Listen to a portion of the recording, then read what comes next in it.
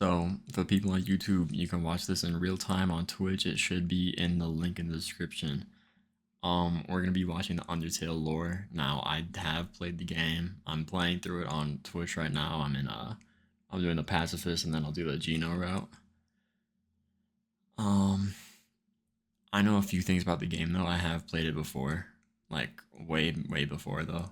Um but I know a few things like Flowey is Asriel and he got blicked out. Kara was like the main human that like all this other stuff. Sans is like a time traveler. Yeah, that's kind of all I really know. And then I don't, and then, Asgore and Toriel split up for some reason. Um, yeah, I don't know too much about the characters or like what really happened, but if I remember something, I'll make sure that I say it. So, without further ado, let's just get right into it, I guess.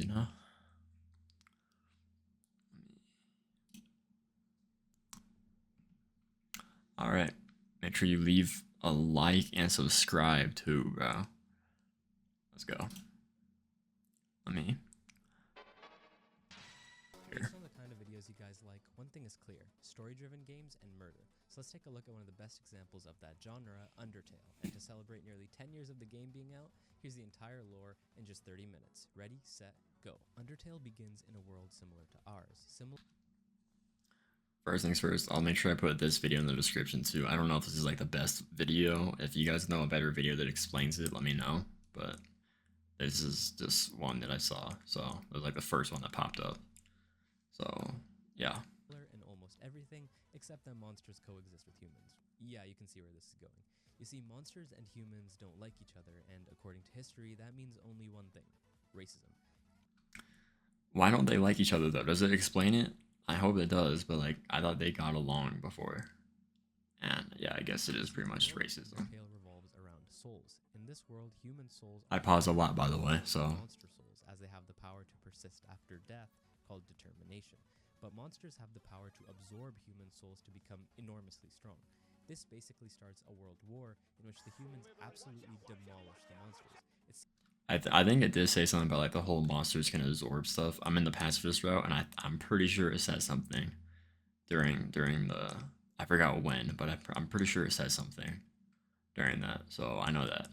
And then the war broke out. Yeah. Are quite accurate to as they are in real life, as the next reasonable step is apartheid, as they lock the monsters underneath a mountain called Mount Ebit, in which a seal is placed that uses soul power. Yeah, I never actually seen the map, so let's see this.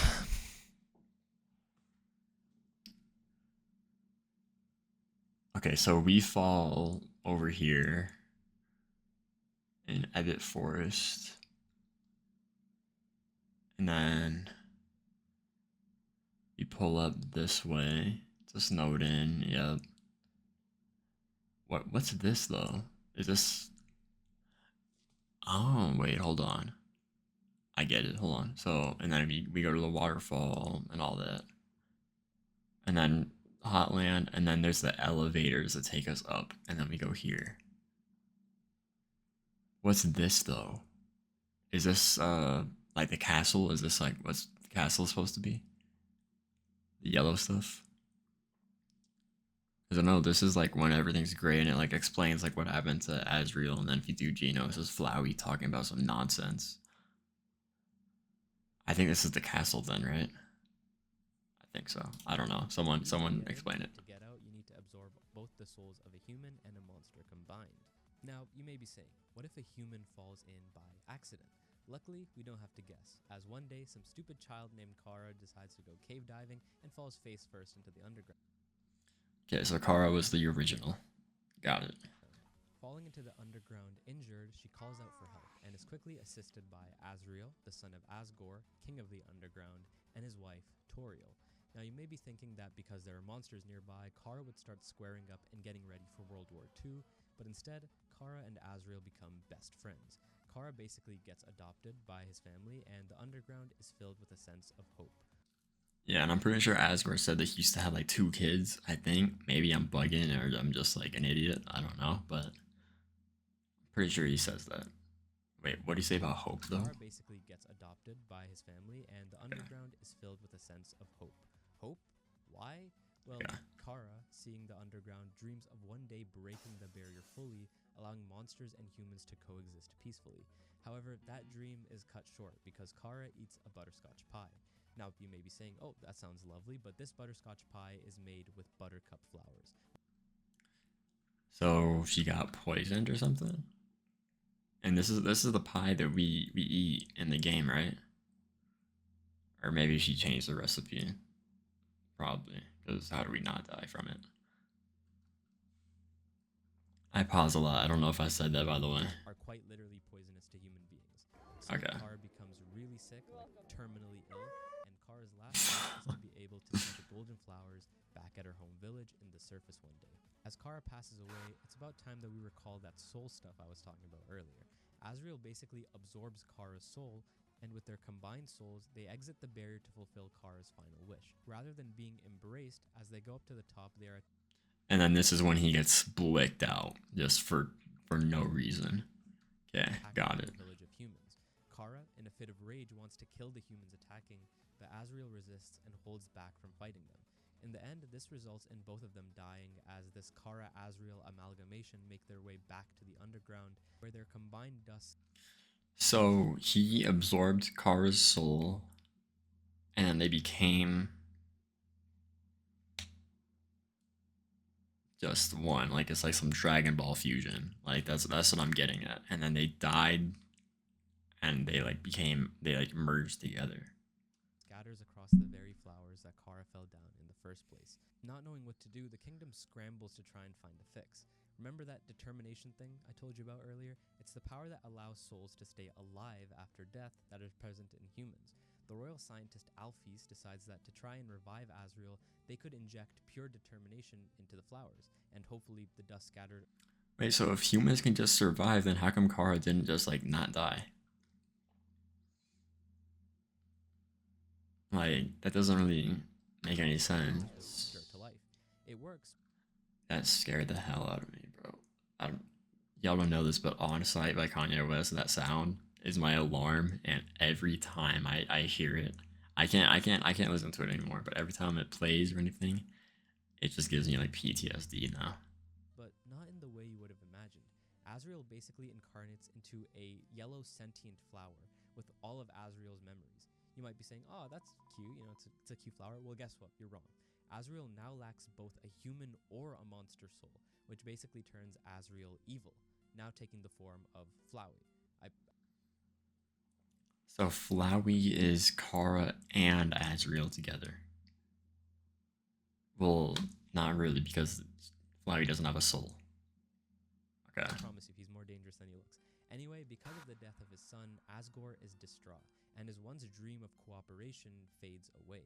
From now on, no matter the scenario, any human that enters the underground is killed. Unfortunately, 6 souls follow the place of Kara, and eventually his goal is to collect 7 total souls to break the silly barrier for good Why is it and destroy 7? all humans. Toriel, his wife, is absolutely disgusted by Asgore and decides to leave him, focusing. So he killed 7, or no, he killed 6 people, probably kids, right? And she was just like, yeah, nah. On making All sure right. that any human that falls into the ruins is safe. Now you may be She's the thinking, goat, bro. when is Sans Undertale coming in?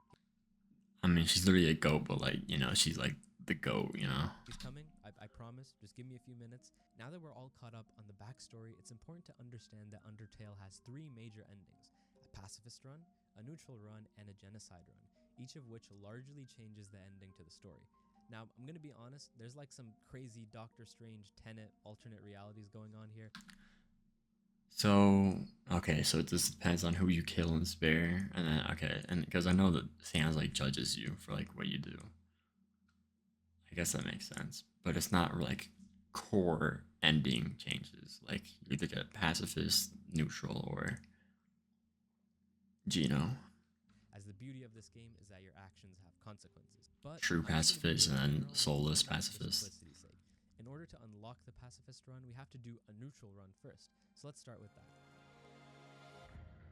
Yeah, and I just did the neutral first. And now I have to go and talk to Undyne and all this extra stuff now.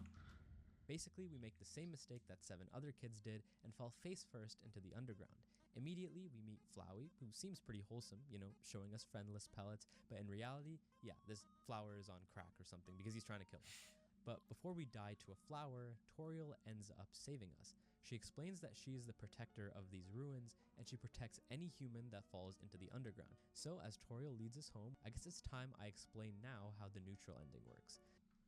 I don't understand. Okay, so with the checkpoints, is that like does it explain that? Because I know that it's like a game. That's like where we save, but and then it says no determination. Then you come back, but does it explain why that's there?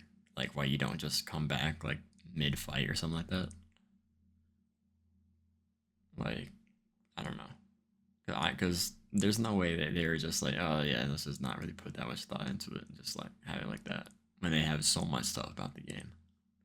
Basically, this route requires that rather than killing every single monster or sparing every single monster, we can choose to spare or kill whoever we want. So as Toriel leaves us to ourselves in the ruins, we need to solve a few puzzles to get to the next area. Eventually, after a few encounters, we finally find Toriel, who's waiting for us. So naturally, we have to follow our anthropomorphic goat mom into our new house.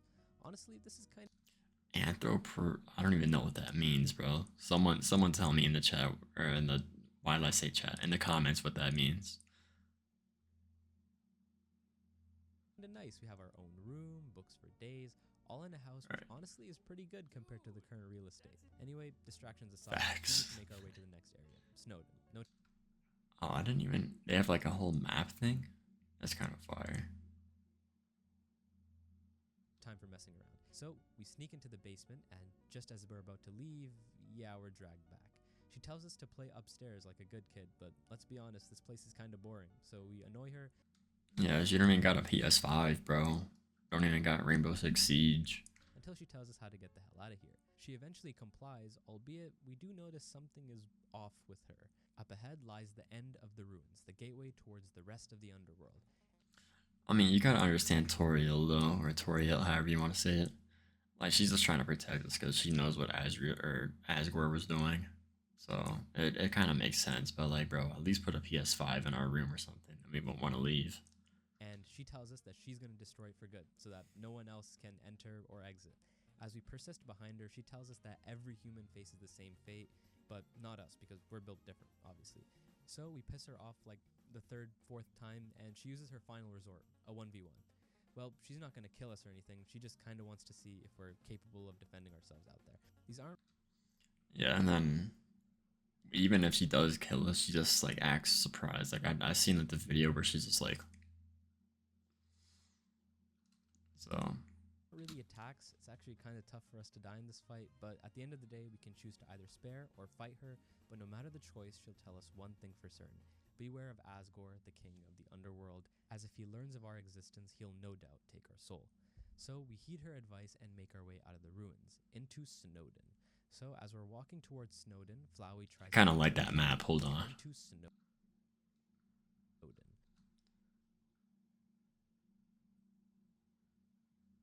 Okay, so yeah, ruins, Snowden, waterfalls. I think right. This has to be the waterfalls. Yeah, because there's like the bridge, and then yeah, this is the waterfalls. This is the hot land. I think right. Yeah, it's got to be the hot lands.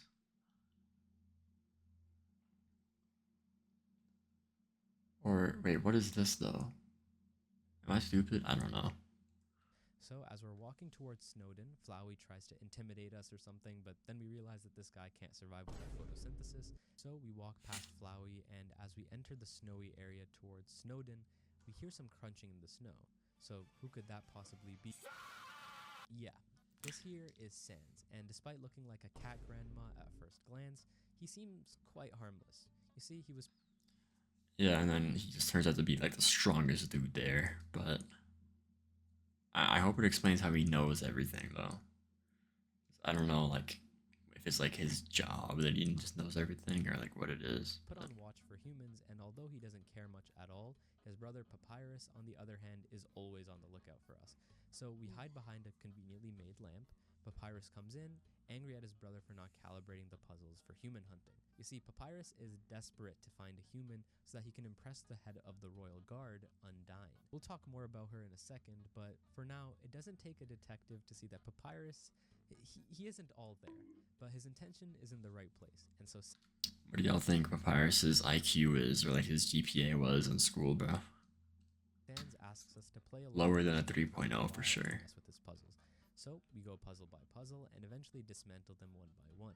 We also learned that Sans has some interesting abilities, weird, but anyway, it doesn't matter too much right now as we finally passed all of the challenges. And Yeah, you can just teleport. Just there are all sorts of things to explore here, like an inn, a bar, a library. So naturally, out of all of those, we go to the library where we actually learn a little bit more about the underground.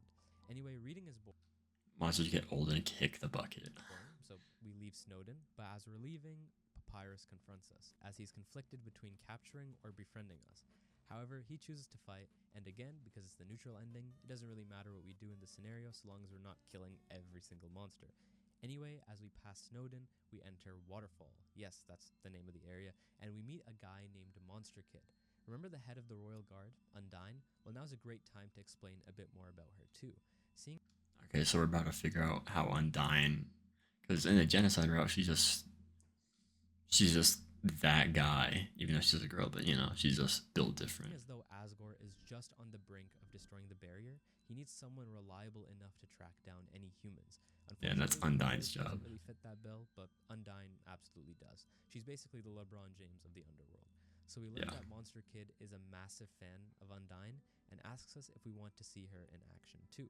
We kind of just keep walking until we make some noise in the grass and Undyne nearly spots us. Thankfully, we're able to slide away for now as we walk to this weird waterfall.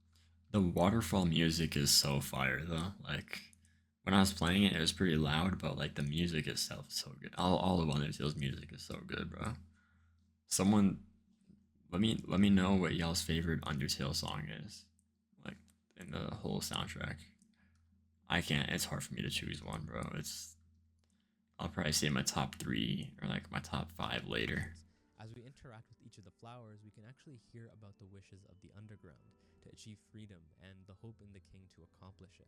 We read ancient markings on the walls speaking of how it would take every single monster soul to amount to just one human soul. Anyway, That's insane. Undyne spots us, so you get the idea. We're basically doing a Minecraft manhunt to safety. However, after traversing Waterfall and messing about with the Monster Kid, it's not long before we enter a bridge where Undyne chases us again. We see those spears erect from the ground, so it's basically like those Pause, bro. Erect is crazy. water parks that spray jet streams upwards, basically bidets of death. Anyway, it's not long before we get cornered and we are pissing ourselves. We can no longer run away from our problems, and we have to confront Undyne face to face. Thankfully, the engineers that made this bridge were smoking something insane, because the bridge falls down and we end up in New York. I thought she just cut it. Yeah, we're in New York now. I mean the lower area of Waterfall. Long story short, we end up beefing with a dummy, end up taking mad edibles with a ghost, and start gambling on snail races. But all of that is a prelude to an inevitable fight with Undyne. So we try to gather as much information as possible about her while we're down here. We learn about her upbringing as she was trained from a young age to be part of the Royal Guard. So now we're definitely pissing. Yeah, so she just has determination just built inside of her, I guess. Ourselves, and especially so as when we navigate this maze, we find Undyne right behind us.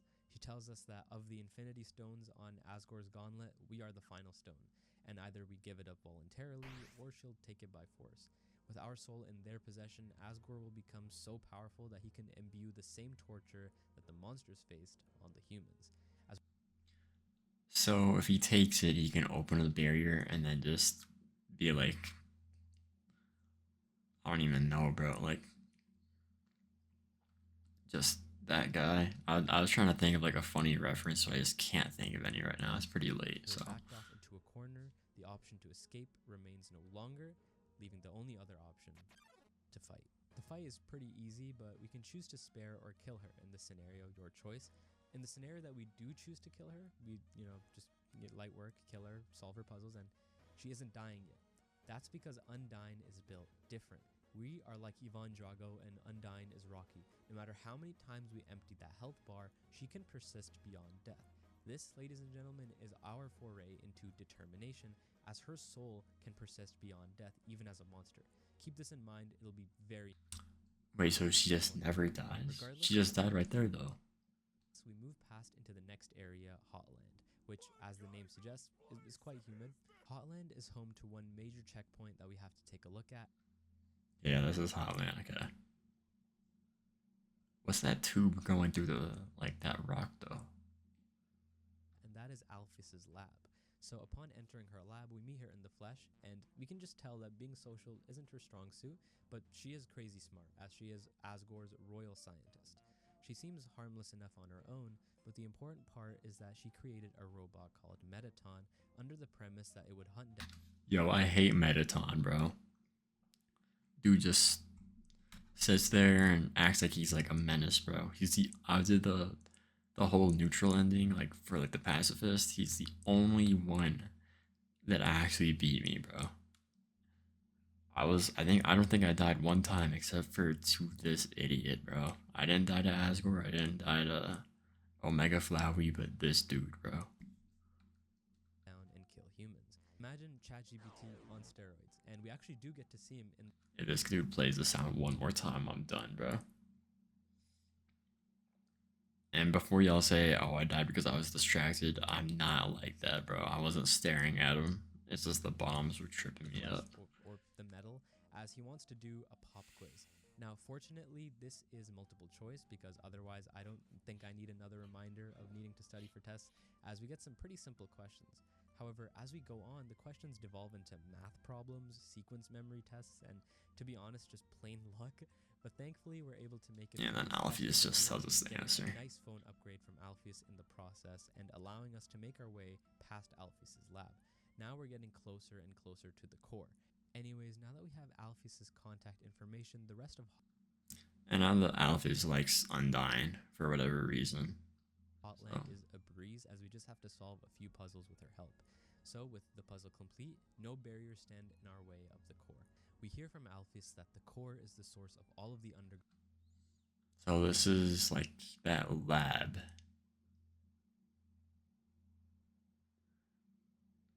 Okay. Okay, it makes sense now. Power.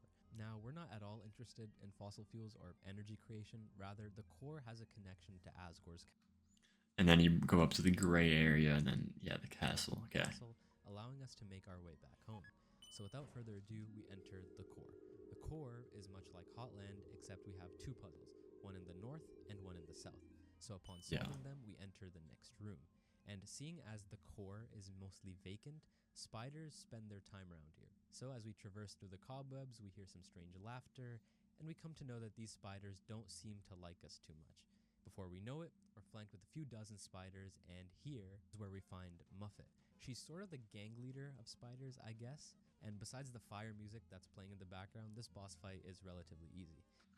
Am I the only one that isn't really like a fan of Muffet's music? Like, I mean, all of it's good, but like compared to like some other ones, I wouldn't say this is probably not top 5. With that, we can move aside from Muffet, and with her death, a small spider places a flower where her dust is scattered. Okay, I'm like spitting bars. Anyway, with Muffet defeated, only 2 more obstacles stand in the way of our success. Metaton and Asgore. All we have to do is head to Metaton's MTT hotel. So to get to him, we have to walk in this sort of cyberspace looking area. We pass by more monsters and lasers, traversing strange paths and monsters along the way, until finally, it's him. After all the encounters, it's finally time for the 1v1. Metaton tells us that Alpheus has been helping us this entire time just so we could grow attached to the underworld and not leave to the surface. Whatever it is, it's a stupid thing. Like, I don't know what he's smoking, but it's probably not what it means. Ones and zeros out of commission. We engage in the fight, and none of our attacks are landing. Metaton tells us that he plans to take our soul and cross the border and end up becoming a star on the surface. Thankfully, we have Alphys on call with us to assist with the situation. Apparently, on the backside of Metaton, there's a kill switch. Yeah, and then it turns into Metaton so we tell this GPT EX or whatever. The reason he has info is because of humans, and end up flipping the switch. But apparently, this didn't do what we wanted. Now, instead of GPT-4, this guy's GPT-5 now. With this new form, Metaton EX, he has some increased power. Thankfully, piece by piece, we take away his arms and end up defeating him once and for all. With Mettaton defeated, he passes away happy as he got to perform for a human. Alphys seems pretty upset that Mettaton is dead now, but more upset about the fact that we're leaving. She tells us one Yeah, and then when you spare her, it says that his batteries ran out or something like that. important tidbit, though. As Mettaton concluded, she did indeed lie, but about a different thing. She told us that we just needed a human soul to cross the border, but we also need a monster soul too. Meaning at this point, we're gonna have to kill Asgore. Well, that wasn't in the terms and conditions, but regardless, we take the elevator up to swaths of gray. And as we proceed further, we come across a barren, empty home. As solemn music fills our ears, This is the Undertale song. This is definitely top 5, if not maybe even top 1, bro. Like, and yellow buttercups contrast with the colorless background. so why does he have like his exact same house from the ruins as like is like in there though? The story I told you at the beginning, the story of Kara and Asriel, these halls and rooms that feel so familiar, and despite killing a few and sparing others, when we look into the mirror, it's still us despite everything. We are an arm's length away from freedom. For a moment, we think about if this is what we truly want. With bated breath, we enter the castle, and now Sans isn't stopping us at all, at least. Yeah, you know, he does it in the genocide route, but he just judges you for what you did. He gets mad if you kill Papyrus and then all this extra stuff. Rather, he tells us instead about the fact that all monsters we've chosen to spare or kill will have an impact on the outcome of our situation. Undertale at this point literally asks you to think on every decision you made and could you have done it differently. Like maybe killing Papyrus wasn't the best idea. Regardless, Sans steps aside, and the last thing we see before the end are the resting places of the souls of the four Carrot. humans.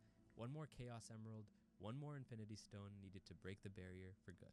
We come across Asgore watering the flowers. So far, he doesn't seem as people described, as one that is power hungry, ever eager to escape into this real world. He tells Yeah, right. You meet him and then he just seems chill, but until you get to that barrier room, and then he's like, "Yeah, it was nice to meet you," and then he just turns into like a demon, bro.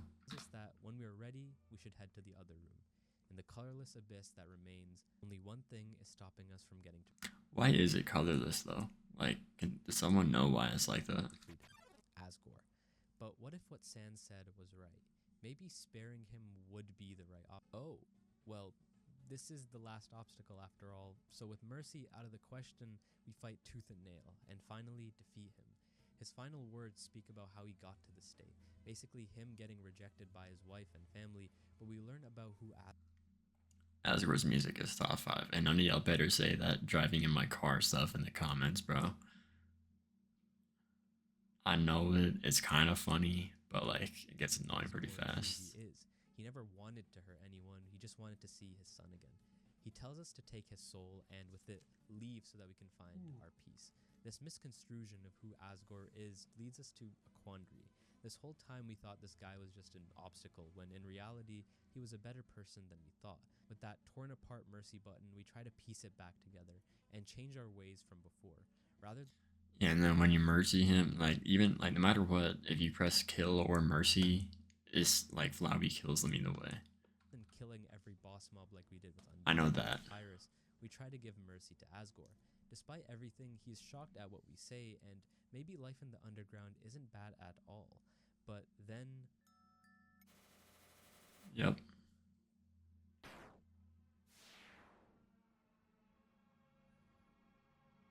yeah, Flowey over here murders his own pops and then proceeds to take a note from Sonic the Hedgehog and uses the souls like Chaos Emeralds, and with that, we spawn into a dark room, our save file actually removed, but with these souls absorbed, Flowey turns into whatever the hell this is. I mean, come on, this guy looks like something I'd make in kindergarten. Regardless, Flowey... It's so weird looking, bro. Like this thing in the middle, like I thought I was about to get TOS, bro. But thank God I didn't. He tells us the same maxim that he did before. It's kill or be killed. And then we get absolute bullet hell for this surprise final boss. We're able to sneak in a few hits, but it's no good. Flowey now has all sorts of... How are you doing 1 damage, bro? I was doing the... Or maybe, was I doing 1 damage? I don't even know. I wasn't really looking. Timelines and I was more So focused on that's my what we do. health. So we call for help, and we start to notice that the souls inside Flowey actually help us. After our brief reprieve from hell, we're thrust right back in a few more times, but each time we struggle, we're equally met with the souls inside Flowey helping us. The same souls that have a piece to Flowey's assault. The one I think that's just called finale when like all the souls like give you like all the health and then like his defense is just gone. That's probably top five. Actually end up healing us back to full health. They show themselves as patience, integrity, bravery, kindness, perseverance, and justice. Okay, so and this is like traits that the other kids had. So one was brave, one was just like hella honest and everything. Justice, patient. Okay, that makes sense. And chip damage after chip damage, these souls help us despite Flowey's best efforts to reset our save file to the start of the fight, until all the souls that fuel Flowey now strip him of his power. With that, Flowey becomes an emo, and learning from the Asgore fight, we decide that even after everything he did, we should give him mercy. The easy path would just be ending it here, but after all we've done, we at least owe it to everyone to learn to forgive. Even despite Flowey's intent to come back and do even worse, to eventually kill us, no matter how long it takes, we persist in forgiveness, all until it becomes unbearable for Flowey and he runs away. So as the neutral end comes to a close, Flowey asks us, what would happen if we tried again, learning from our mistakes, and this time, sparing every monster we see. And this is where we get into the pacifist run. So no matter what, even so you can actually kill people just like for fun or whatever. And then just do the pacifist immediately after for like the true pacifist, I guess. But it will just take longer then, right? Okay, let's do this one more time, shall we? Now, one thing to note is that this version of the run is the longest and most difficult by far, but if it was easy, it wouldn't be worthwhile. Most difficult? I don't know about that. I only died one time. I guess like I see the longest, but Flowey having not control difficult. of the No. timeline reminds us not to control anyone, which thanks, I guess. But the start of the story progresses as we Wait, does he? not to control. Oh, okay, yeah, he does say that. Thanks, I guess. But the start of the story progresses as we saw before. Seemingly as though it didn't happen, Toriel picks us up again and guides us through the basic puzzles. But the biggest change gets into effect when we're asked to fight the training dummy. Instead of killing it, we simply talk to it, and the battle ends. Notice particularly how our levels, or EXP, don't rise. So as we dodge or spare every single encounter thus far, we eventually enter Toriel's crib with the intent of course, leaving right away. This time, when Toriel fights us, we change our mentality. Instead of attacking, we simply talk to her and evade her attacks. He doesn't really respond or anything, but by seeing these ellipses, we can tell that her stubborn demeanor is getting to her. And after a certain point, it's like she's not even trying. I mean, you technically can die from this fight, albeit it's very rare, fun little tidbit. But seeing as though we don't intend to hurt her at all, she tries to persuade us one last time to stay with her, but after a while, she lets it go. Goat, the goat. And with that, the first boss is spared. One down, a few more to go. So we walk back in the snowy path once So more. the Sans know. Yeah, that's kind of weird. I thought something was supposed to happen. Yep, it's Sans again. Nothing really new to note except the fact that he might have also had some higher power in the game, as he senses we've been through the motions before. But nevertheless, we do the same things as we did before. Meet Papyrus, start solving his puzzles, make sure to spare this dog guy, push around a PNG of a snowball, you know, the regular stuff. Not much changes as we solve each puzzle and make our way into Snowdin. Our main objective is the fight with Papyrus. As in this fight, you have to choose to spare him. However, this one kind of deviates from the others. You see, we have to use the Yeah, you have to flirt with him, then you get like the date thing option after. to get through to him. As Papyrus wants to impress Undyne, he wants to capture us, but if we tell him that we'll go out on a date with him, he'll slowly start to reconsider. The attacks start to get lighter and lighter until finally he decides to have pity on us and spare us. So as the blizzard clears, it marks another monster that we saved. So rather than just heading to Waterfall as we did before, we actually have to take a detour to Papyrus's crib. Now, legal disclaimer, children, don't just go walking into somebody's crib on the first date. Yeah, facts. That's an awful idea because if you're a girl, you're just gonna get cracked and then used. But Papyrus is If you're a guy, you're probably gonna be cracking, and I mean that's a W. But I mean, don't do the house off rip like that's insane. different. So we go into his crib, and immediately I'm jealous of his car bed. It's time for the dating simulator to commence. Unfortunately, Dating Start is such a good like song too though. I'll let my most popular video on my channel describe my experience with dating girls. Basically, a few cheesy pickup lines and a quick change in outfit later, we learn that Papyrus can't handle our sheer dating skills, and thankfully we're let off the hook. Anyway, we make our way to Waterfall again, this time with the intent of sparing Undyne. This time, some new dialogue occurs. Papyrus comes to tell Undyne to perhaps reconsider killing us, but it seems that his convincing didn't work because Undyne still chases after us as usual. And we can certainly run, but not hide, as eventually we have to confront Undyne face to face. But then after that, you just run to the hotland and just throw water on her, and then So, you're as good. we've done with every single monster, we do accordingly with Undyne. But if you read Verified greens. Appreciate the follow. But is bro real? I don't know. If he says some crazy stuff in the chat, then I'm not hitting that thank you squad. Undyne says, if we face danger head on and persist, we can actually flee the battle and try to run. Sure, she catches up, but all of this is to delay long enough to run to Hotland, where, as she's a fish, she... Bro, I'm bored honestly, but what's good? I mean, I'm over here watching the Undertale lore, so that's all I'm doing right now. I got like half of it left. I don't know why my chat isn't popping up like what over here? Or yeah, I don't know why it's not popping up over there. But I mean, it's good to have you, bro. Back to the video. Now, we could leave her here, but we're kind people, so we take this conveniently placed water cooler and give her some water. Enough for her to actually... Yeah, I don't know why it's not doing it. Seeing as she ran away... What if I just like refresh OBS or something like that? Like deactivate and activate the... Oh wait, no, there it is. Wait, is it just... Hold on.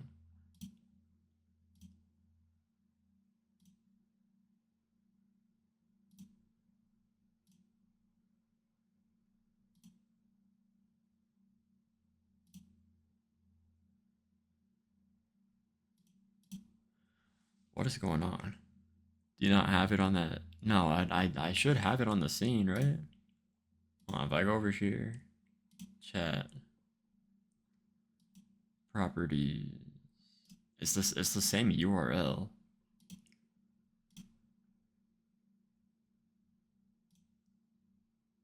I don't know.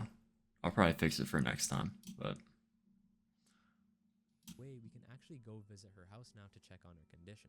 Now, she doesn't seem too happy that... And I guess you are real, so I'll hit your thank you squad after this video, because this is going on YouTube, and if I just bust down a thank you squad mid-video, then that's kind of random. But I got you. After Papyrus convinces her and we spend a bit more time with her, she eventually comes around. Perfect. Next destination, a pit stop at Alphys's lab. Then we can go to Hotland. Now, there isn't any change in dialogue for Alphys, but this area will be important in a bit. Our main business in Hotland is one thing, to get to Metaton's hotel, which will trigger a cutscene from Undyne. So we... Wait, there was a cutscene? Did I just not even notice? The puzzles, casually burn down the kitchen, we spare Muffet, just the regular things. Well, actually, she kind of spares us because we didn't hurt a single spider back at the ruins. Whew. Finally back at the hotel, and there should be nothing stopping us. Oh god, it's him. As we step inside this hotel...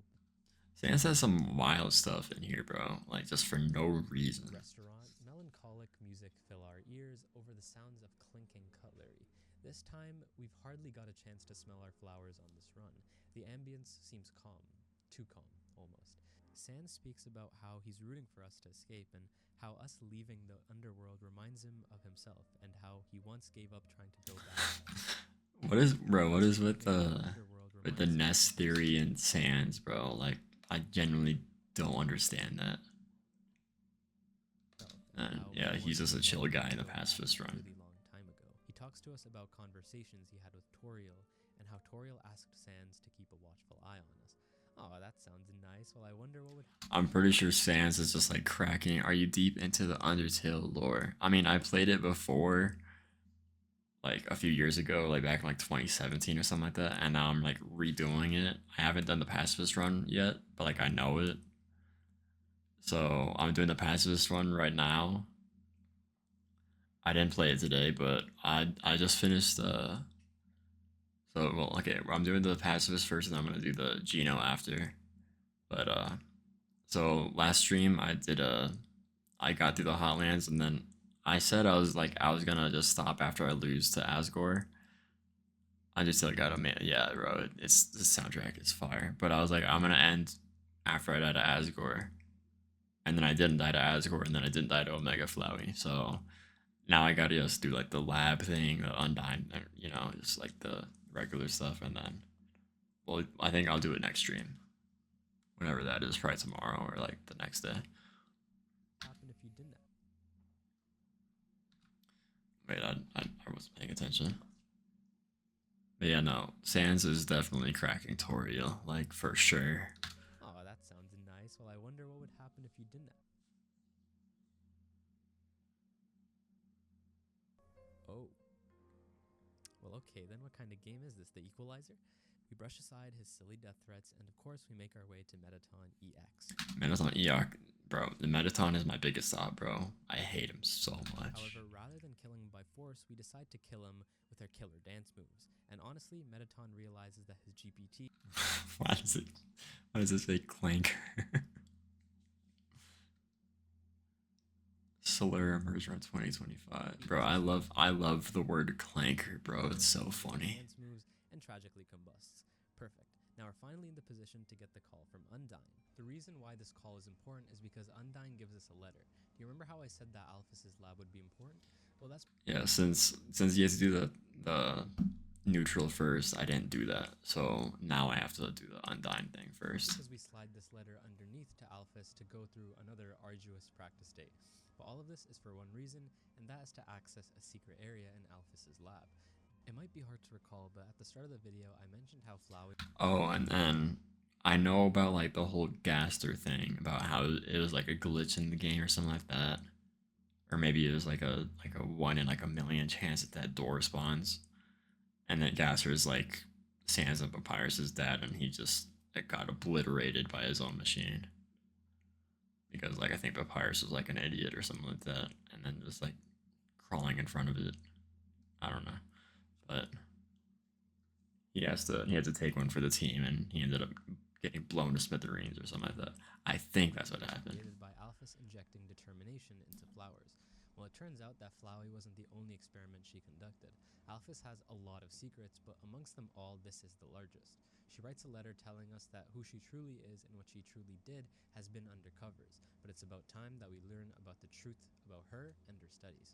So we pull the curtain and head downstairs into the Or is Gasser just not canon because they're saying this is just all alphas? true lab. It's here that we see the true extent of Alphys's research. The notes on the wall suggest that the goal was simple, to try and use the remnants of Azrael to try and combine human souls with monster souls. We venture deep. I swear it'd be so funny when streamers like see a follow and be so confused if it's a real follower, but that's so fun. Bro, it's because like the other day I had someone weird on my chat, bro. Like I gotta take my headphones off for this one, bro. Like I'm over here minding my business, and I got some random person in the chat saying $70 if you show your souls. I was like, bro, what? And then they like followed and everything, so I was gonna bust down and do the thank you squat. And then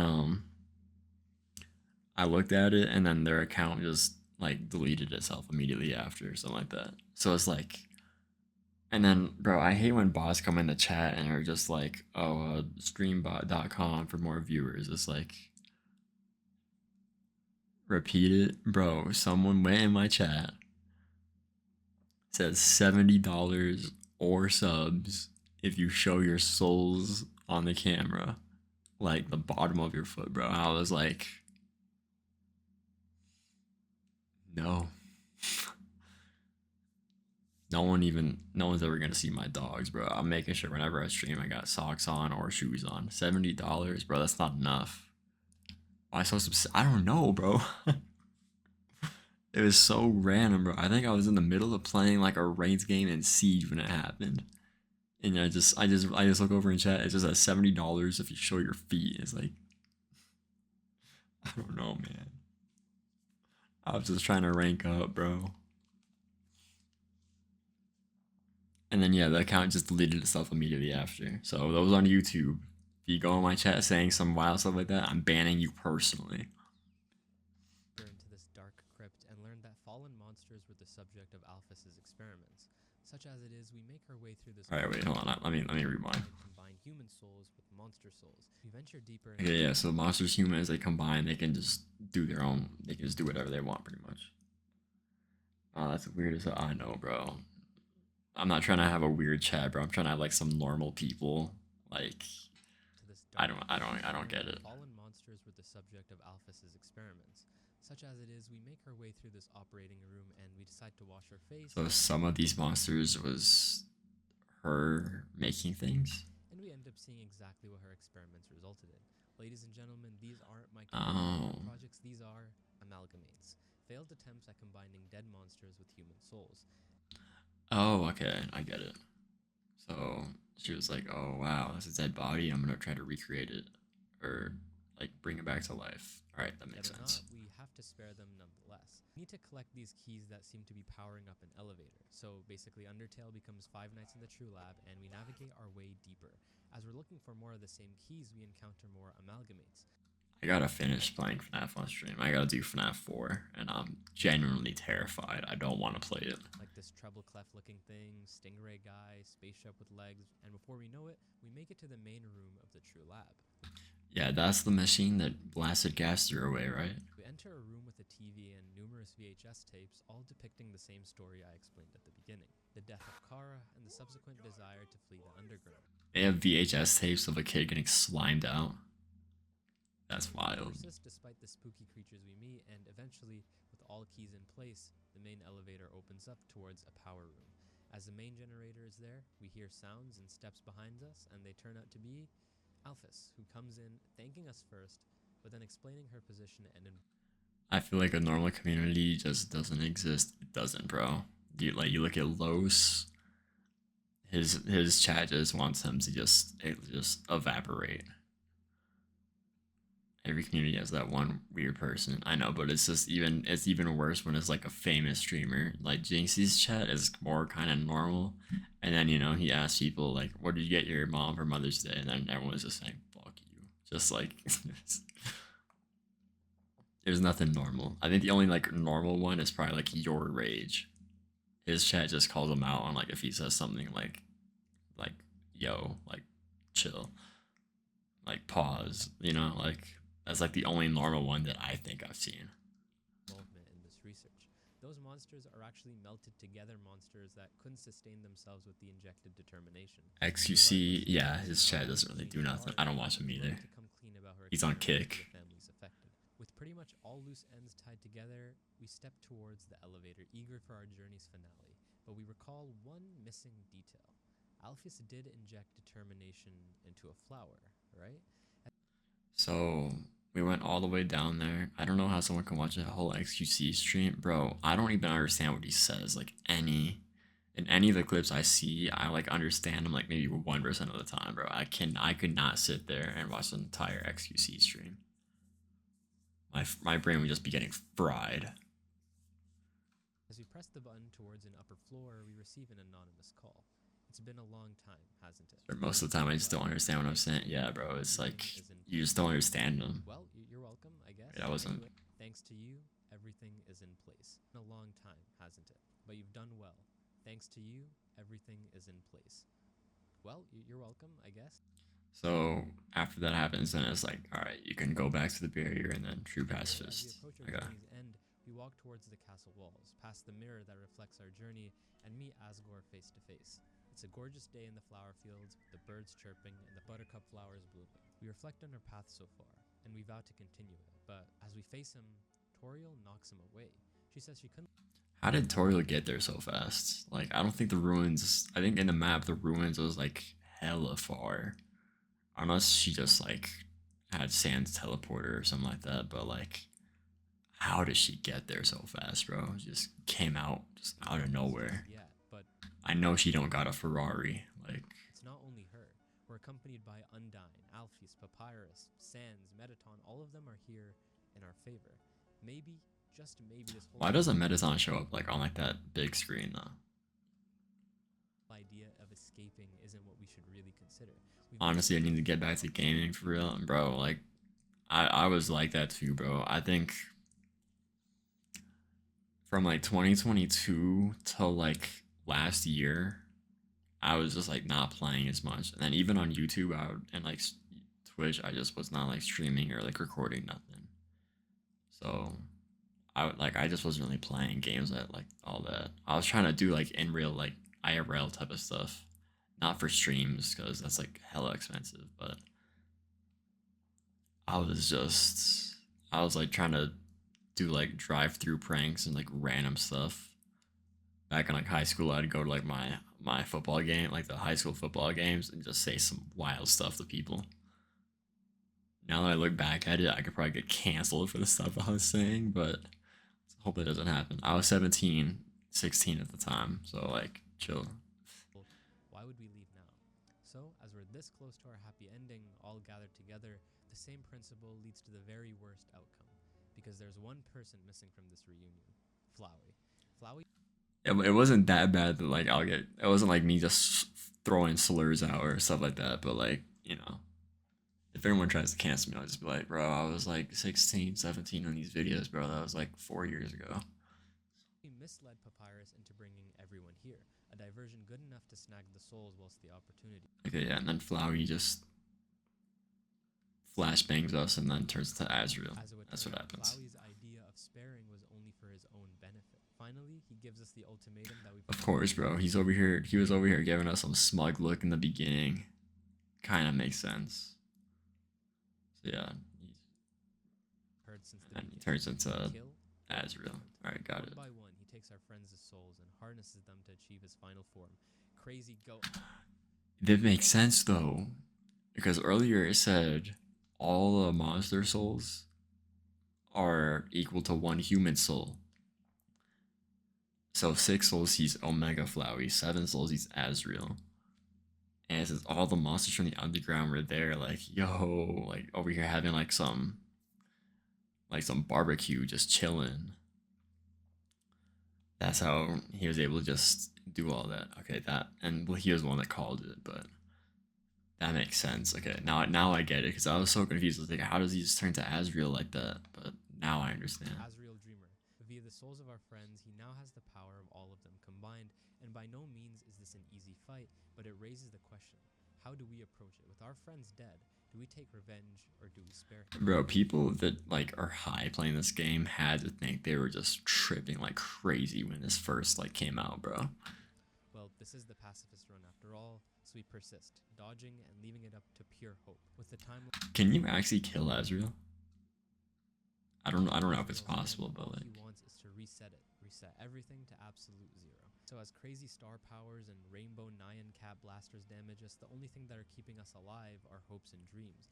But then hopes and dreams is easily like top 3, bro. Like for sure. he uses his special attack, drugs. Somehow he absorbs the entire timeline himself and gains immense power, and we can't even move. So with that, this is it. The culmination of our peaceful run, the happy ending, whatever you want, it ends here. It's legitimately just an endless loop of dying, but the only thing that's stitching us together is our pure determination and hope. With our options running out, he tells us that there's no point in saving, as soon we won't be able to do anything, and all the memories and friends that we made along the way. So is that true? Every time we die, like a part of us like slips away, or is he just saying that just to like scare us? Soon be gone. But we decide that if anything, we may as well make one last-ditch effort to try and save our friends' memories. So with our back against the wall, we reach deep within Azrael, and we end. And then this part, I think it's called Save Everyone or something like that. Fire, bro. Top 5 for sure. Or maybe top 10. It's pretty much just Hope and the Dreams. Just like a little like remixed, pretty much. Finding that the friends that we thought were dead are actually alive, just corrupted. So with the scraps of the conversations that we remember and the little tidbits that made these characters so charming, we're able to soul by soul recover their memories. So we're able to save our friends, but deep down we know that there's one. How are we friends with Asgore, bro? So wait, every follow you gotta do it. Yeah, every follow I gotta do a thank you squat. It helps me get closer to affiliate, but even with the 25 followers, I still need the 3 average viewers, so I'm still not really close. I'm closer than I was, but like, one more follow, then I'm like just like one step away. Whereas mine, I got you after the video, bro. Like I said, it's going on YouTube. I'm not about to bust down on the thank you squad just randomly.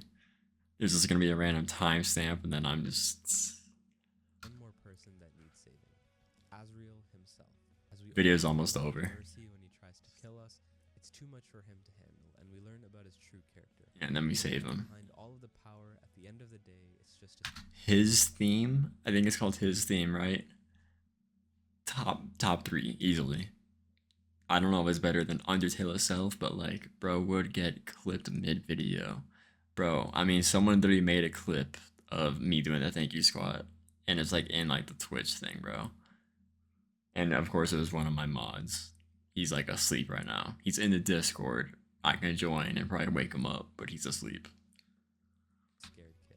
And He's the one that regardless of the fact clipped that it, bro. Azrael tried to kill us, we reach out to throw bones And for the people that try to just like follow and unfollow, I just ban them. Like I'm not about to play like that. Like to one more person. just get out, you know. Throws at us, we spare him each and every single turn until finally we see Azrael as he normally is. Just a kid. Peak music, bro. This song right here, bro. Loki gets me teary sometimes though. In this pacifist run, we're able to make our final verdict. Do we grant him mercy or not? And despite all the pain that he gave everyone, we decide to. It's not even funny at that point. They're just trying to torture you. I know, bro, but it gets the viewer retention up. So, like, I mean, if I didn't have it, you probably wouldn't even be right in here right now. Like, be honest, bro. Like, you probably would not be in here. Other than me talking to you and everything, you probably would have clicked away. And with that, he breaks the barrier. As we wake up, we meet up with all of our friends, and the last thing we do before. Bro, holy jawline. Look at that jawline, bro. Even, bro, I mean, they're skeletons, I guess, but Before we leave the underground is to pass by all the places where we made memories, be it the castle, Metaton's hotel, Hotland, Waterfall, Snowdon, and finally the ruins. In the bed of the flowers that we landed in, we find wait, so when we go all the way back, he's still over there? Azrael watering the buttercups. We make one last attempt to bring. Okay, wait, so I was probably gonna say because I forgot how like if he gives out their souls back because he pretty much absorbed all the underground, so there's no way he's just like that, right? I would say it's the top reason I'm here though. I mean, you're a real one for saying that, bro. Like With us, but to no avail. We go back to the barrier. And my leave our arms are friends mad on hairy. the surface.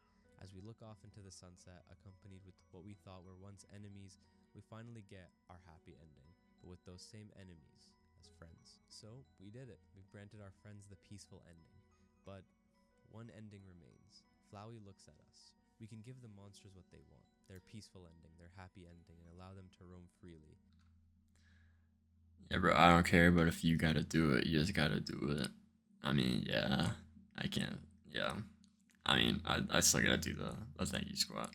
This video, Loki, has not told me anything new that I haven't known so far, other than the fact that it's like, I mean, like some basic stuff, I guess, but like, I was thinking it was gonna go like deep, but this is just like us, or maybe the genocide will go a little bit deeper. Maybe it'll show by Sans. It's like, I know Sans uses karma, but I don't know why he just like knows everything. But we reflect on that adage that Flowey told us: kill or be killed. And then I know that if you do genocide first, then it just corrupts everything. And then like the game is like never the same after that. You can do pacifist and then you get like the soulless pacifist or something like that. Whatever it's called. You're probably gonna be my top one streamer for gaming for sure. Appreciate you, bro.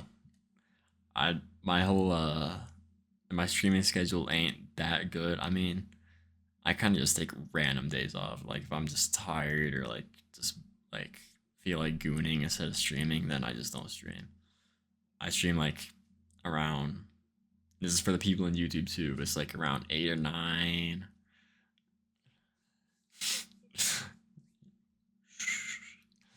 I stream about like 8 or 9 ish.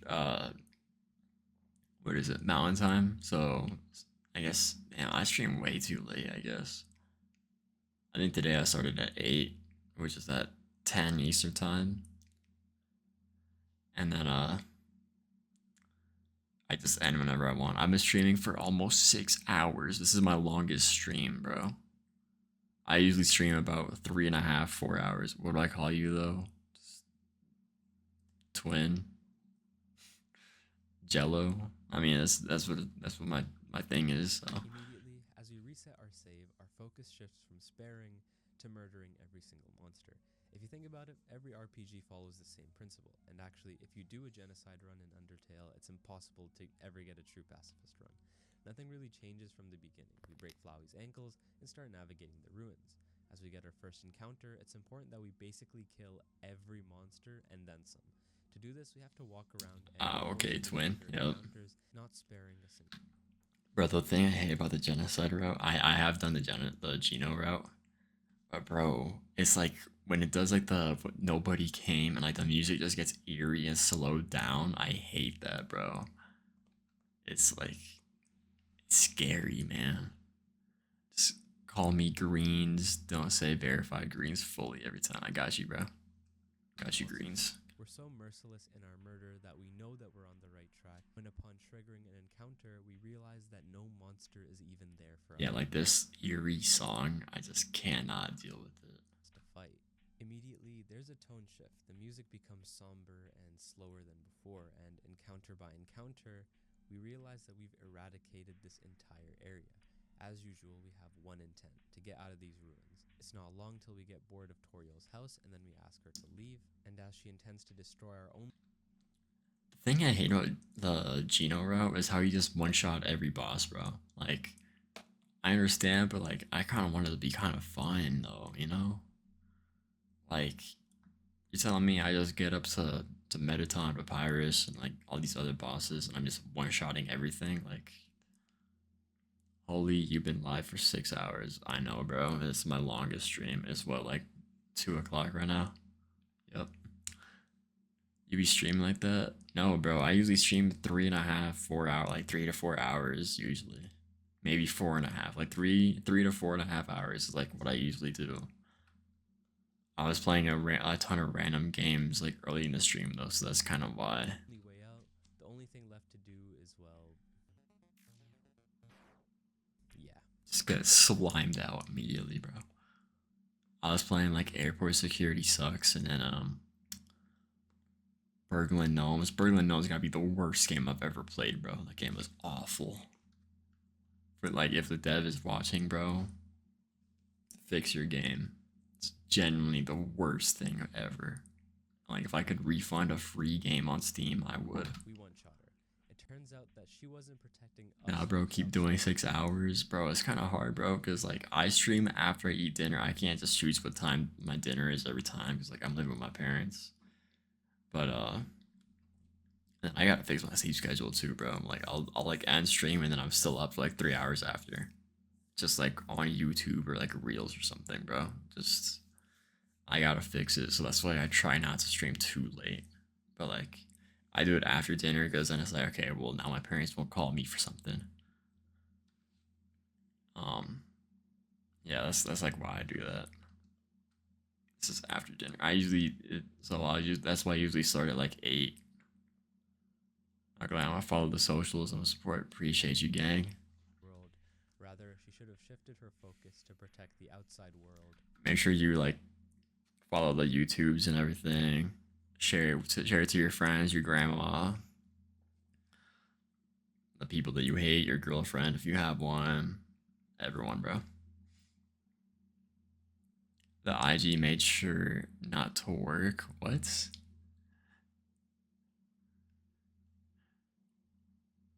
What you mean? From us. As her soul fades, we see Flowey again. And the link don't work. I mean, if you just search up Jello on Insta, then and then like you see like the logo, then it's that one. I think I only follow myself on it. So if you see only like one following and like maybe 10 followers or something like that, then that's me.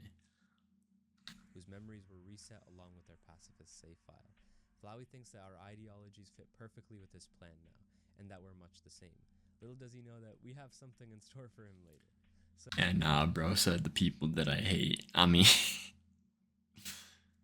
I gotta get some traction, bro. I gotta send it to your grandma, your grandma's friends, your haters, your lovers, the people that have a crush on you that you just do not like. I've had a lot of those people, bro. If I had more people in the chat right now, they'd all say cap, but with the ruins it's clear, true. our next goal becomes to clear out Snowden. Again, we see a figure behind us. Who could it be? Alright, you know what? That's the last time I'm doing it, I promise. However, the dialogue Thank you. definitely does change. The funny cutscenes of the other runs contrast completely with these ones that hold a much darker undertone. When we press the save button, Yeah, and then Sans is just like weird. What would it be on YouTube? Jello. I think the actual like handle is like official Jello or something like that.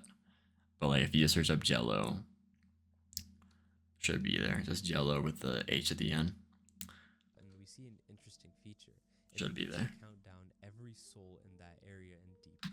I have two YouTube channels. I have the live one, which is just Jello live, and then the main one that like I actually edit videos for is Jello. Red. Well, we can't stop now. We eradicate any snowdrake, this dog over here, even that snowman that wishes to see the surface becomes just a meaningless pile of water. As if the game understands our Honestly, here I'll put it on the screen right now.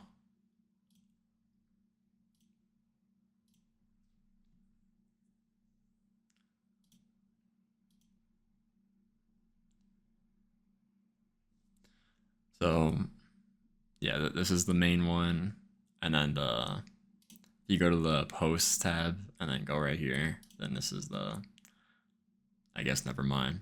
Oh, it's because I changed the handle. That's why. But it should just be Jello Live. I'm gonna have to go back and fix it, but. And follow your IG. Appreciate you, bro. No, I won't judge you, bro. I'm not weird. I just like underground music. All right. We notice that I mean, we all have different music tastes, bro. I'm not gonna judge you for that. Like people listen to everything. most puzzles are either omitted or solved for us, most likely by Flowey. As we talk to So that's why. Okay, so it was like Flowey helping us then. Okay.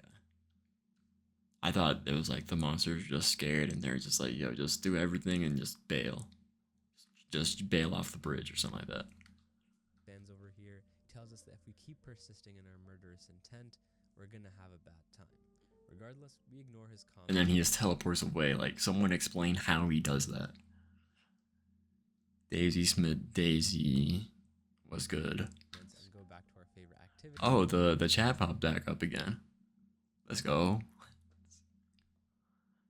And another follow. Let's hope that you're real. Yeah, it is a thank you squad. I got you. I got you after I watched this video, bro. Trust. Kill farming. As the music slows down, Snowden has just one So person left I gotta do 2 thank you squads now. Yep. that we need to. Bro, people. One of my friends. I was playing a game of Siege, and this dude was just like, "Yo, we win this game. We're down like 0-3 or something like that." Or maybe it wasn't that bad, but he was like, "Yo, if we win this game, you got to do some thank you squats." He said 10 of them. My legs are on fire. I gotta get back in the gym, man. Papyrus. Upon walking in Snowden's town, the stores, the houses. I just have not been paying attention lately. Hold on. So yeah, it tells us that there's like how many people are left.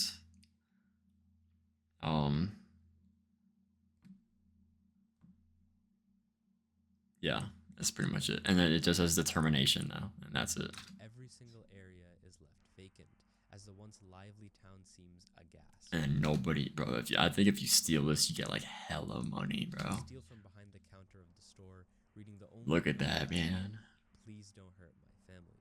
We discard the note and walk past the barren town and head to. We walking around like some Navy SEAL or something like that, bro. Like we're walking around like we're walking around like an Austrian painter over here. As we aim to fight Papyrus. Please, nobody take that out of context, bro. For the love of God. game tries to make you abandon that path. Papyrus thinks that, such as we are, we still have an opportunity to become a better person. As he offers his mercy, we take that as a Ow. wonderful opportunity to kill him dead. And as in the final moments he hopes for a better And yeah, he thinks we universe, can he change. passes So yeah, away as a dust scattering across the snow. that's how it has to be like top 5 like saddest ones in the game though. Like for like Gino, like that's probably like one of the most sad one. So, with Snowden Sads one. What am I saying? Saddest. we slowly eradicate each and every single portion of the area, and we find items that make our life a little easier, such as the ballet shoes that allow us to triple hit monsters. You find them in every route though. Like what do you?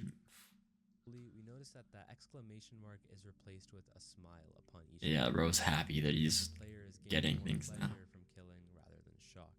The same flowers Bro's getting a hard on every time you see someone. that preach the dreams of monster kind are now silent. Like you're like I'm not even gonna say what I was thinking. Holy, I would have been canceled immediately. Persist onwards until Nah, say it. get over here. No. The only friendly I was gonna say something with Diddy and like a school. person, I guess, to us thus far, and he tells us that Undyne wants him to stay away from us. But as he was the last remaining soul in Snowden, Yeah. we should eradicate him too. Maybe streaming isn't for me. I say too many crazy stuff, bro. Like that's probably why YouTube is probably better for me personally because I can just edit things out. But streaming, one of my buddies, you know, like is black, but he rips the hard R yesterday, bro. I thought it was over, bro. Nah, kick is for you. I mean, yeah, you got like Nick Fuentes just flinging the N word just every second. Right? As we step forward to kill him, Undyne. Nick Fuentes is hilarious though. Well, it seems that Monster Kid was useful after all, as he led us straight to Undyne. That slash definitely seemed like enough to kill her, no doubt. I don't know if I'm the only person that thinks this, but I think Undyne in the Geno route is harder than Sans. Maybe I just haven't done it in like years, but like I think she's harder than Sans. Cause Sans, I mean, I feel like everyone kind of knows Sans attacks now. Undyne confuses me, like with like the yellow ones, it confuses me so hard, bro. But as Undyne's soul is fizzing out, she seems to be holding on with the thoughts of her friends. For the first time, we Yeah, she has determination. as we are the final boss. So rather than dying, she basically mega evolves into Undyne the Undying. Unlike the previous monsters, this one's Her fit is tough. Oh yeah, he is hilarious and I'm black. Yeah, bro. I got a lot of like black friends and I gotta tell them that I'm streaming, bro. Otherwise they're just gonna fling the hard R for no reason. Or just random slurs, bro. They get mad at like games and stuff like that. And there you go.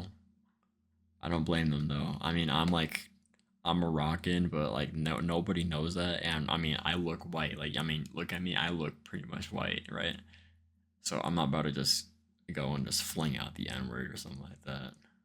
Cause you or Twitch and everything would probably be pissed at me. I feel like if I was 9 right now, I'd be offended, but growing up, it gets more fun. Facts, bro. It really does. When you're a kid, you just like think bad words. You're just like, whoa, whoa. And then you watch South Park for the first time, and then it's like, yeah, I'm gonna start copying everything. Bad idea. a little tougher. Even the music gets pretty epic, which is a shame because her attacks aren't too much harder from normal. She's the toughest by far. She says the attacks aren't much harder, but like they are, bro. Like, Bar none. I mean, I lasted a long time without getting hit by Undyne though in the pacifist route. So maybe when I do the Geno route, it'll be like hella easy. As she has more health than any monster we face. I'm gonna do a no hit run in the Geno route. See how long I last. But attack by attack, we're able to chip her down. And if you don't play too many rhythm games, this part can get kind of too hard. However, no cute outfit change or banger music is enough to kill us just yet, as we send her to the same place as the rest of them. She tries to hold on, telling us that she has her friends behind her, and and that Alphys was watching in the background should anything go wrong, all to evacuate any monsters. Alvis ain't evacuate nobody, bro. We have to eradicate like 40 dudes before we move on. She ain't do nothing. That we might try and kill. By now, Asgore has been told to absorb the 6 souls himself. So, as our greatest foe evaporates, the clock is ticking. Most of Hotland should be vacated, but at the very least there's one person who wouldn't mind a guest. That would be Mettaton. So as we enter Alphys, I'm gonna have a fun time one-shotting Mettaton, bro. Biggest bro. I'm like Mettaton's biggest hater, bro. vacant lab, our next goal becomes simple. Clanker. Kill the rest of these monsters one by one and get back to that hotel, where the last line of defense awaits us. The core in our sights, Muffet and her spiders, which were once boss monsters, are reduced to just a click of a button, and before long, we find ourselves in Mettaton's hotel. Fitting the theme, all puzzles are turned off for us. So is this actually the hotel or is this the core? Because I'm pretty sure this is just the core, right? But, much to our delight, Mettaton is still here, and it turns out that GPT... Or no, the core is after the hotel. 5 over here actually has I think. GPT-6. Mettaton has... Alright, bro, this dude's over here trying to be funny with the GPT-6 stuff. Neo, which was the original form designed to actually kill humans. But unfortunately, the fight... Dude did almost 1 million damage. Interesting as he gets one shot. Well, the only thing that remains is getting out of here. So we go into Asgore's home, lest he uses those 6 souls. But actually, as we arrive here, we meet up with Flowey. He seems to be a little shook, but we learn more about his lore as a character and how when he turned into a... And then now Flowey's kind of scared of us now. Flower, nobody came to assist him. The presence of a real soul had turned Flowey emotionless, going from peaceful runs to neutral runs and killing just like we did in every single time. So Flowey really just like us. He has the power to like change things. And I don't think I've ever actually like played Undertale myself. I just can't remember. I feel like you would remember if you played Undertale. Like the game is just like that. I played it 2 separate times. First time I did it, I was trying to do the Geno route, but I didn't actually know how to do it, so I ended up getting a neutral one. And then the second time, I was on PlayStation, on PS4 when it came to PlayStation. And then I did the Geno route like for real, and now I'm doing the pacifist run. And this is like, I never had it on my PC, so I gotta finish it one day though. Bro, it's such a peak game. Like, I would try not to get spoiled, but like if you already know what it is, then I think you just like just still play it because it's like so much better when you play it yourself. But as we enter the final area, he tells us That's how it's like with every game though. Never predict us. He says that we're connected in a way, and even if we had to, we wouldn't hesitate to kill Flower. Why did he call us a creature? He says that we're connected. Creatures like us. I think I'm a creature, bro. Like, in a way, and even if we had to, we wouldn't hesitate to kill Flowey if we got in each other's way. But he should have been wiser to say that to such a merciless killer as ourselves. yeah, like, not gonna lie, I feel like everyone just grew up watching gameplay vids, so we would get spoiled regardless. Facts. I mean, everyone knows the time when you would get stuck in like a story game, and then you would load up the video of the Rad Brad doing it, and then you kind of just know what happens after that at that point. As Flowey's now pissing. Or like every other game. Like I can't even play like what's it called, God of War Ragnarok. Like I can't even like finish that game because like I already know everything, and I'm doing it in the hardest difficulty. And I just got stuck, and I was like, yeah, I can't play this game no more. I had it on my PS5 when I first got it. Trying to retract his statement. Haven't beat it. I'm like halfway through it, and I just never finished. Is the final corridor where we meet Sans. We're prepared for the usual spiel that are. Okay, so during this, if he needs to explain how he knows everything, how when you die, he knows how many times you died. I want to know how he knows that, because there's like no video that's ever explained it like that. Actions have consequences, yada yada yada. Of all the people we fought thus far, somehow this comedian is the last line of defense. Sans tells us not to step any further, or he'll be forced to fight. I just remember most of the nostalgic games for real. Yeah, so do I. Bro, I remember playing Halo for the first time. Peak. I didn't have Xbox Live though. It was my brother that used it. So, with pleasure, we ask him to entertain us as he is a comedian after all. Like Halo campaigns were just so good, bro. Terraria is a sleeper, bro. I'm probably gonna install Terraria, and then I think me and some friends are gonna do modded Terraria, whatever you like, however you want to call it.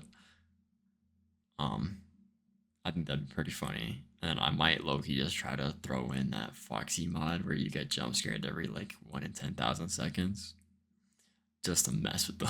All. And honestly, do I even have to explain this fight? All of a sudden, those attacks string together, that music kicks in, and we realize that we're here in the end game. Strangely enough, our attacks aren't doing any damage to him, so we know we're in for a long one.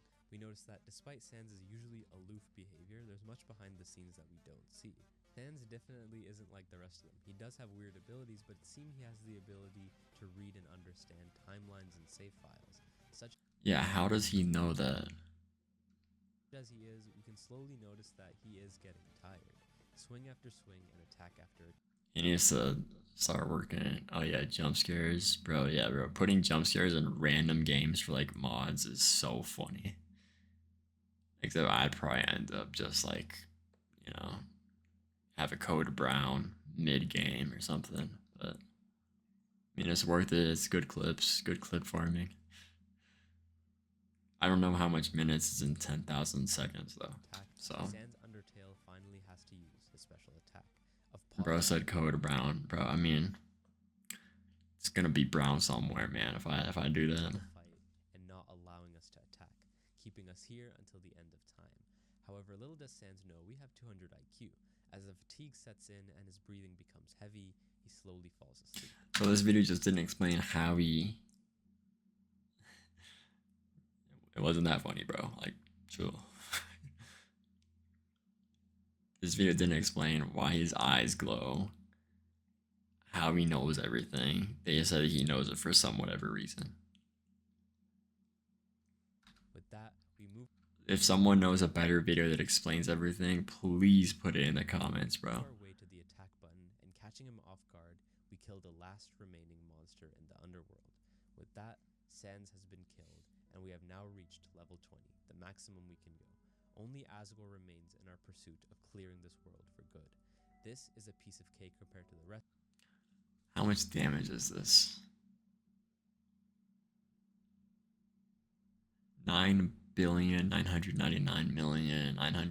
9,999,999,999. You can say I was pretty good at math. Slash him.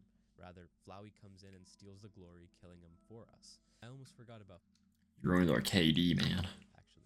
Seeing that we've grown far beyond anyone's power, even his, Flowey gets pretty scared and tries everything he can do to make sure we don't kill him. As his final words echo into the empty expanse, "Please don't kill me," we slash him not once, not twice, but until he becomes compost. So, as it fades to black with the world destroyed, we meet a character that I've spoken to. To be honest, I'm not good with jump scares either, so if you decided to stream that, I'd probably be scared too. I mean, bro, I started off as like a horror game type of guy, I guess, but then I was like, I hate my job. So then I started playing other games because my very first like Twitch stream, like for real, was FNAF 1. And then the next time I think I played a little bit of Fortnite and then FNAF 2, which was torture. Actually, no, FNAF 2 is actually pretty easy for me. I think I did all 5 nights without dying, so that was pretty lit.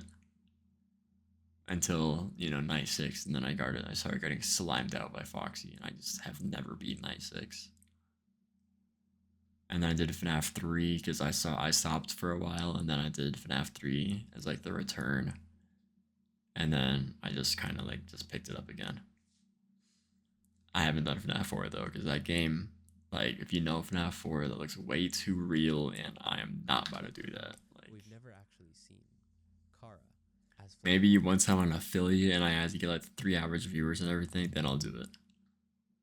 Flowey was a mix of Kara and Azrael. Kara thanks us I think FNAF 4 will be once I'm an affiliate. Like because that game is too scary. I got Fears of Fat, and I got other games, Poppy's Playtime that I'll do. FNAF 4 is a whole different breed, bro. I play Siege, so it shouldn't be too hard, but like, God no, bro. And then I'll turn off like the lights. I'll still have like my key lights on the side on for that, but like that might really do something to you for sure. I know it would. fulfilling our plan. As this world has been cleared, monster FNAF 4 is the management scariest one. Yeah, it tells us is. one thing: 100%. erase this pointless world forever and move on to the next.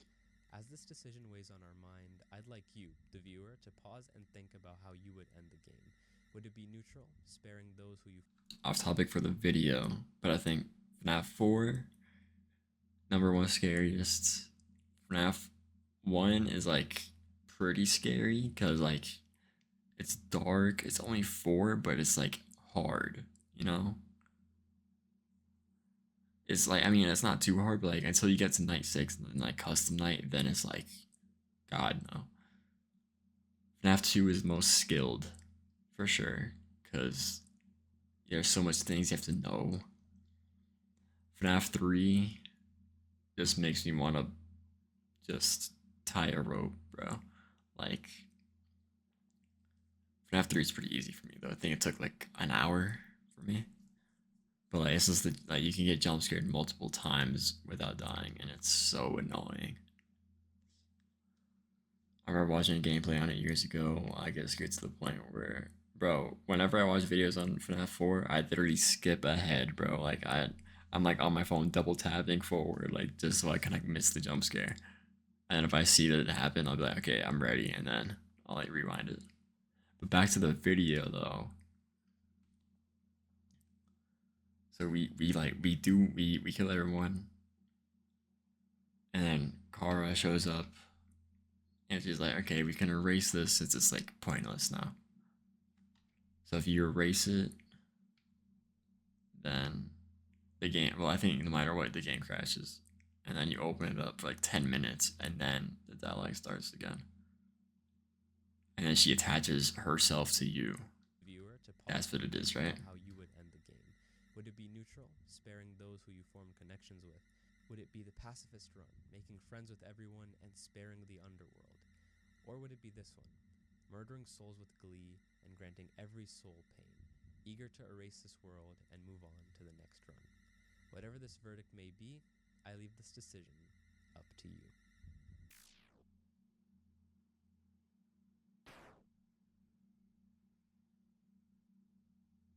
That's it. Undertale is an amazing game.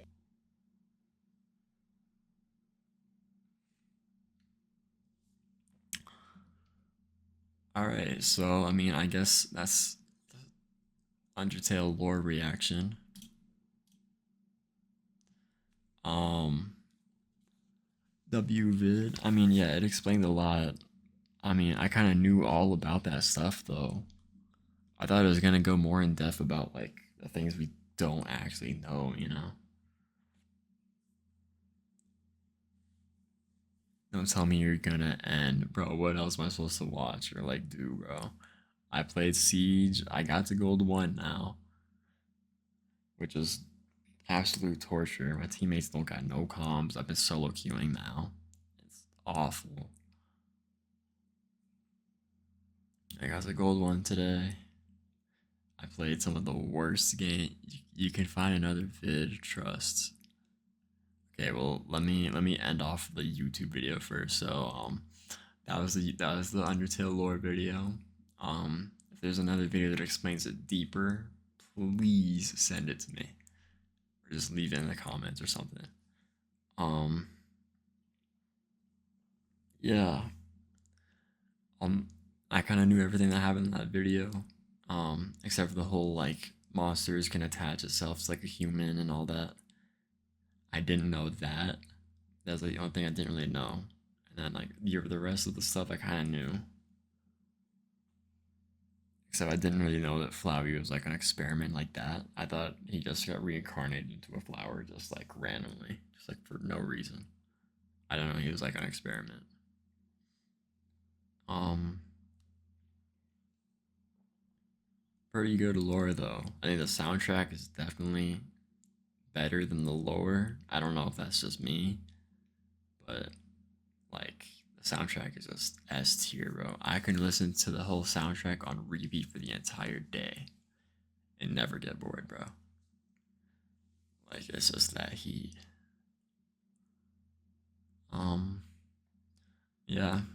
If you like the vid, make sure you sub, like. This is kind of a longer video, which I'm sorry, but yeah, make sure you like, sub, comment what you want to see next. Um, and I don't got a lot of viewers, so like I'll make sure that I react to whatever. If I seen it already, then I'm not gonna like watch it. Like don't tell me to watch the Backrooms original video after I put the trailer out. Like I already know the video, bro. Like don't. If I seen it, then I'll make sure that I like. Then I'll let you know. But yeah, let me know what to watch next. And yeah, bye.